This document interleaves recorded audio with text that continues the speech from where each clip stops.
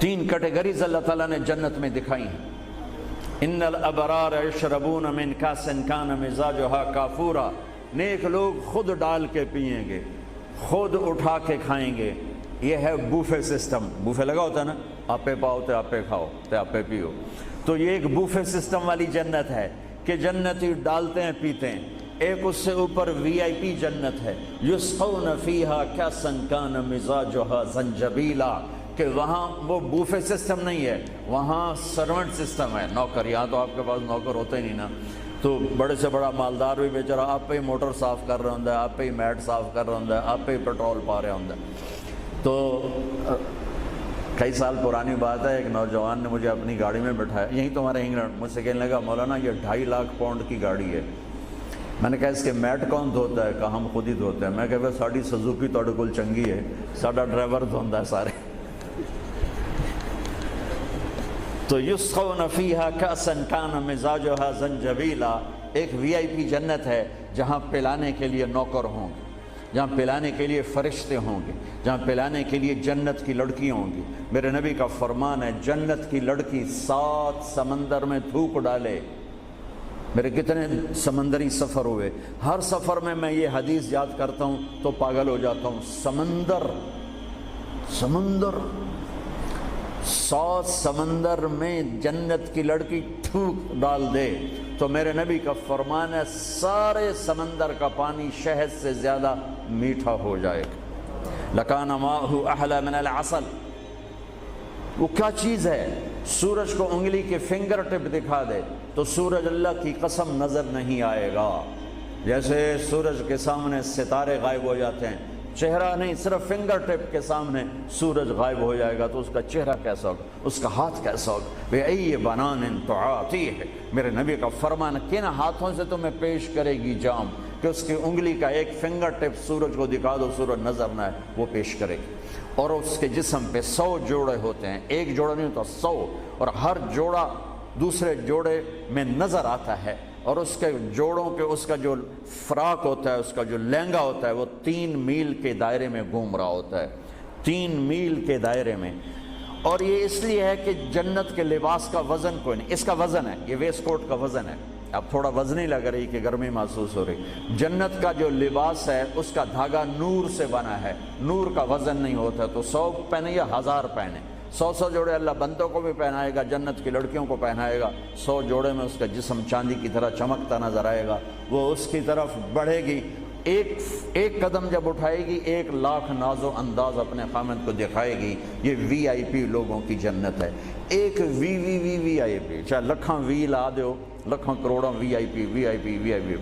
ایک سب سے بڑی جنت ہے جس میں سارے غریب لوگ ہوں گے، مالدار بھی ہوں گے بس تھوڑے، غریب زیادہ ہوں گے، ریڑھی والے، تانگے والے، رکشے والے، ٹھیلے والے، وہ سب سے وی آئی پی جنت میں ہوں گے کہ وہاں جو پلانے والا ہوگا، نہ حور، نہ خادم، نہ فرشتے، نہ بیگم، نہ بیوی، نہ نوکر، وہاں پلانے والا اللہ خود ہوگا۔ وَسَقَاهُمْ رَبُّهُمْ شَرَابًا طَهُورًا، وہاں پلانے والا خود میرا رب ہوگا، میرا اللہ ہوگا، میرا اللہ ہوگا۔ اور جنت کا ایک چشمہ، اس کا نام ہے تسنیم، ایک دریا تسنیم، باقی سارے دریا چشمے زمین پر چلتے ہیں، جو تسنیم ہے وہ زمین پر نہیں ہے، وہ ہوا میں چلتا ہے۔ تسنیم کہتے ہیں سنام ہوتی اونٹ کی کوہان، ایسے، تو وہ پانی یوں چلتا ہے، یوں چلتا ہے، یوں چلتا ہے، اور ہوا میں چلتا ہے، ہوا میں نہ ادھر گرتا ہے نہ ادھر گرتا ہے۔ سبحان اللہ، پتہ نہیں کیا چیز اللہ نے بنائی۔ جب وہ چاہے گا، تسنیم سب سے اعلیٰ درجے کی شراب ہے جنت کی، سب سے اعلیٰ درجے کی شراب تسنیم ہے، جو اللہ جنت الفردوس والوں کو خالص پلائے گا، نیچے والوں کو ہمیں تھوڑا جا قطرے 2 قطرے ڈال کے دے گا۔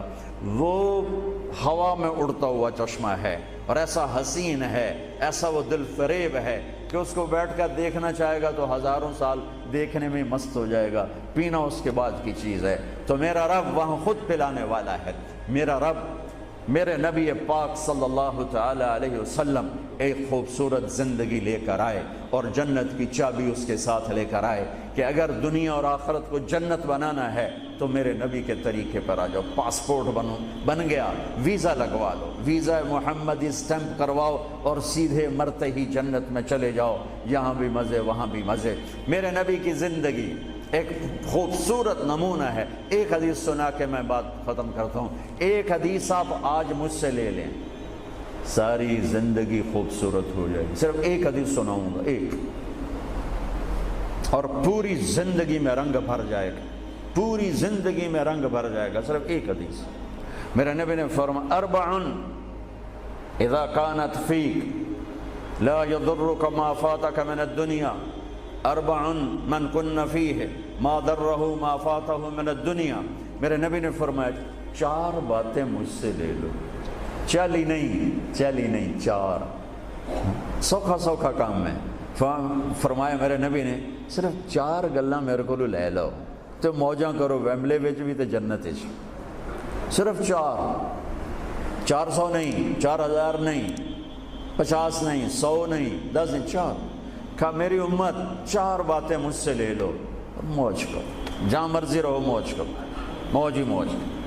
کہا یا رسول اللہ، ارشاد فرمائیں. آپ نے فرمایا صدق حدیث، ہمیشہ سچ بولنا، جھوٹ نہ بولنا. ساڑھے تو پہلے تے کلی اڑ گئی نا، وکٹ ہو گئی، کیچ آؤٹ نہیں، وکٹ. میرے نبی نے فرمایا صدق حدیث، سچ بولنا، جھوٹ نہ بولنا. حفظ امانت، کبھی کسی کو دھوکہ نہ دینا، کبھی کسی کے ساتھ 2 نمبری نہ کرنا، ہمیشہ دیانتداری کے ساتھ چلنا، ہمیشہ دیانتداری کے ساتھ چلنا، کسی کو دھوکہ نہ دینا، کسی کے ساتھ فراڈ نہ کرنا.